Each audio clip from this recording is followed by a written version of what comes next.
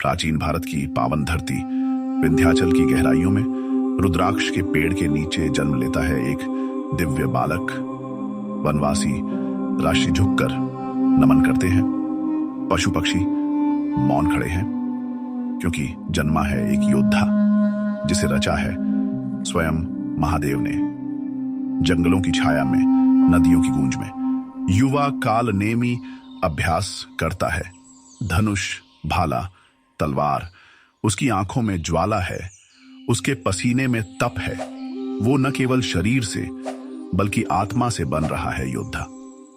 एक तपस्वी अर्षि ध्यानमग्न काल नेमी के सम्मुख प्रकट होते हैं। उनके मुख से निकलती है एक भविष्यवाणी। तू चुना गया है अधर्म के विनाश के लिए। महादेव की कृपा तुझ पर है। तेरा मार्ग अब युद्ध है धर्म का। दूसरी ओर जलते हुए जंगल से उठता है एक भयावह राक्षस, अज्ञात राक्षस। उसकी आंखों में अग्नि है, उसके शब्दों में विनाश।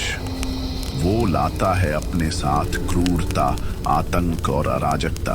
भूमि कांपती है और देवता भी विचलित हो उठते हैं। काल नेमी पुकारते हैं, जो धर्म के साथ है वह मेरा साथ दे। नाग, वानर, गंधर्व, योद्धा, हाथियों की गूंज, घोड़ों की टापे, एक विशाल सेना खड़ी होती है सत्य के लिए, धर्म के लिए। काल नेमी सबसे आगे, हाथ में त्रिशूल और तलवार का संगम लिए हुए। धूल उड़ती है, रक्त बहता है।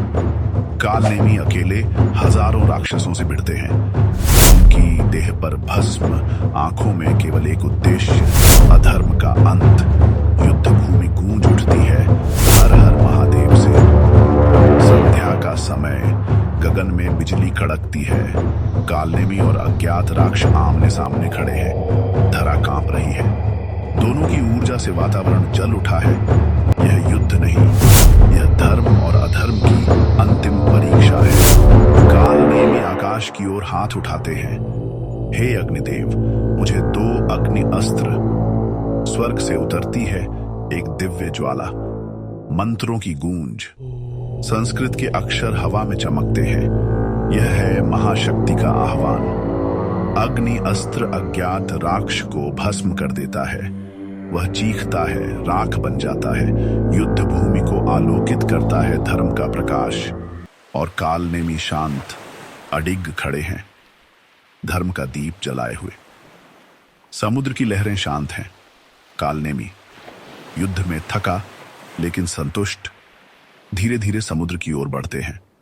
वो अपने अस्त्र त्यागते हैं और लहरों में समा जाते हैं। उनका बलिदान मौन है, लेकिन उसका प्रतिध्वनि अनंत है। रात के आकाश में विंध्य पर्वत की चोटियों पर एक दिव्य अग्निमय आकृति प्रकट होती है। काल नेमी की आत्मा। वो क्रोधित नहीं, शांत है। वह रक्षक है जो हर काल में धर्म की रक्षा के लिए जागृत रहेगा।